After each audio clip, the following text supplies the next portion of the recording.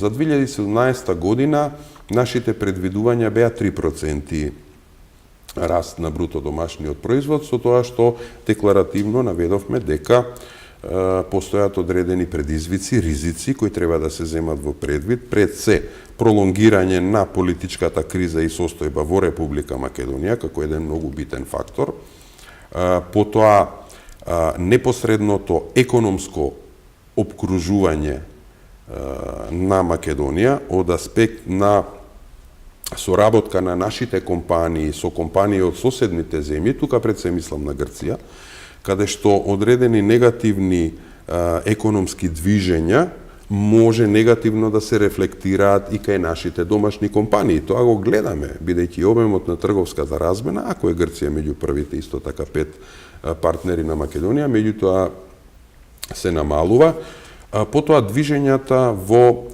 Европската Унија.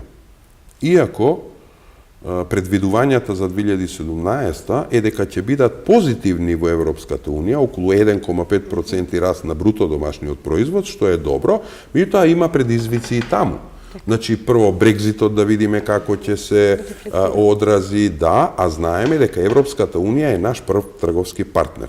80% од нашиот извоз, 80% го ефектуираме во Европската Унија. Така да, било какви негативни економски движења мора да ги антиципираме и да ги имаме во предвид, и секако мигрантската криза. Значи, тој дел да видиме како ќе се развија, како ќе се решава тоа и на кој начин може негативно да влијае на македонската економија. Значи, нашите предвидувања за 2017 година се 3% раст на бруто домашниот производ. Пред се тоа ќе се темели на значи, од оние 4 агрегати кои го создаваат, креираат бруто домашниот производ, јавната потрошувачка, значи оние капитални инвестиции, бидејќи имаме предвидено 438 милиони евра во буџетот за 2017 година, токму за капитални инвестиции, тие треба да продолжат и да се ефектуираат, значи тоа е едниот дел. Потоа, во делот на инвестициите, нели, треба да бидеме и сакаме да бидеме оптимисти со напорите како на странски инвестиции, проширување на постојните капацитети, како што имаме во Johnson Controls и во некои други, меѓутоа и привлекување на други инвестиции, посебно со стабилизирање на политичката состојба, домашните компании во делот на инвестициите исто, потоа личната потрошувачка на самите граѓани во Македонија, која минатата година имаше одреден позитивен процент, и секако извозот.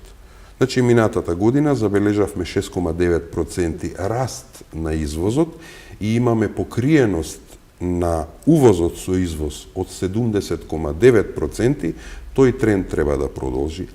Индустриското производство покажа одредени растови, негде 3,4% во 2016, во колку сите овие трендови продолжат и оваа година, може да оствариме позитивен економски раст.